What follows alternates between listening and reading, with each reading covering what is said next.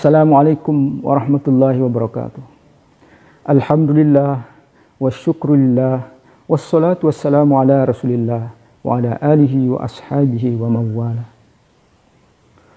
Saudara-saudaraku sekalian, jika kita membaca kitab-kitab tasawuf, maka kita akan menemukan seorang tokoh yang bernama Hatim Al-Asam. Beliau adalah seorang syekh yang sangat terkenal di Khurasan.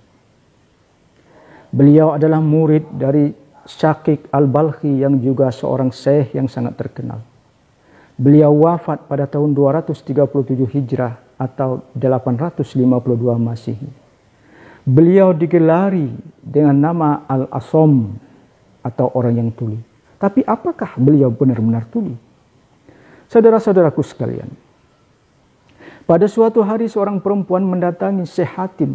Lalu ia berkeluh kesah mengadukan problematika kehidupannya untuk dicarikan solusinya.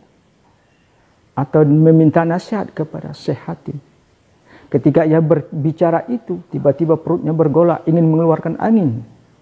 Ia bertahan terus sampai pada suatu saat pertahanannya jebol.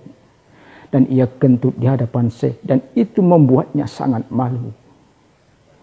Tapi Syekh Hatim tidak mau mempermalukan orang yang sedang berada di hadapannya. Lalu ia memutar otaknya. Kemudian sejurus lamanya ia berpikir. Lalu ia mengatakan, irfa'i sautak. Keraskan suaramu. Aku tidak mendengar apa-apa. Perempuan itu menyangka bahwa Syekh Hatim ini adalah orang yang pendengarannya tidak normal. Dan tidak mendengar apa yang telah terjadi. Lalu ia berbicara lebih keras dan mendapatkan jawaban dari persoalan yang tengah dihadapi. Tidak tanggung-tanggung Syekh Hatim berpura-pura tuli itu selama 15 tahun untuk menjaga agar orang yang bertanya itu tidak malu. Karena 15 tahun itu masa hidupnya perempuan itu yang kemudian meninggal pada tahun yang ke-15. Ketika itulah Syekh Hatim baru tidak lagi berpura-pura tuli. Tetapi ucapan irfa sautak, keraskan nadamu, itu telah melekat di lidahnya menjadi sifatnya karena terbiasa ia lakukan.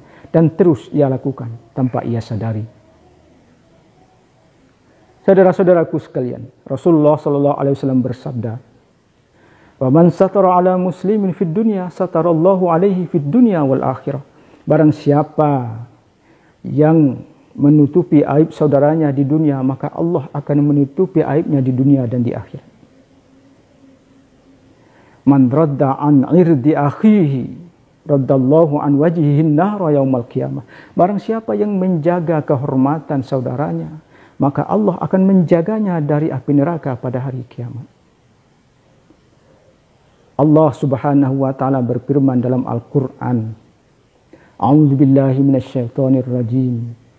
Ya ayyuhalladzina amanu ijtanibu katsiran minadh-dhann inna ba'dadh-dhanni itsmun wa la tajassasu wa la yaghtab ba'dukum ba'dha ayuhibbu ahadukum ay ya'kula lahma akhihi maitan fakarihtumu wattaqullaha innallaha tawwabur rahim. Surah Al-Hujurat ayat 12. Wahai orang-orang yang beriman, jauhlah dari berprasangka, karena sebagian prasangka itu adalah dosa. Jangan mencari-cari aib orang, jangan saling bergibah. Apakah kamu suka memakan daging saudaramu yang sudah meninggal? Pasti kamu tidak suka. Dan bertakwalah kepada Allah, sesungguhnya Allah Maha penerima taubat lagi Maha penyayang. Saudara-saudaraku sekalian, dalam suasana seperti sekarang ini, kita lebih banyak berada di rumah daripada di luar rumah. Informasi yang datang silih berganti begitu banyak kita temukan di medsos. Maka bijaksanalah kita menggunakan medsos. Jangan kita berburuk sangka. Karena berburuk sangka itu sebagiannya adalah dosa. Jangan kita mencari-cari aib orang. Karena mencari aib orang itu adalah dosa. Jika kita temukan aib orang itu, lalu kita mengeksposnya, itu namanya ghibah. Dan jika tidak kita temukan, lalu kita membuat berita bohong, itu namanya fitnah.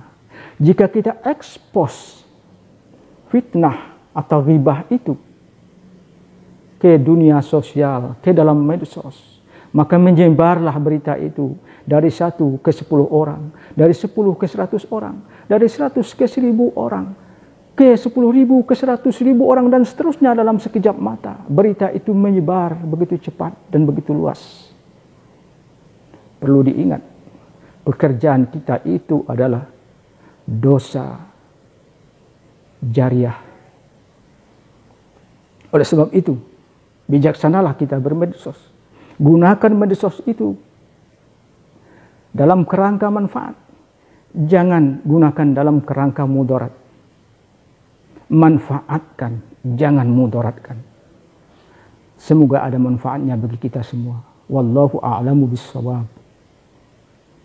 Wassalamualaikum warahmatullahi wabarakatuh.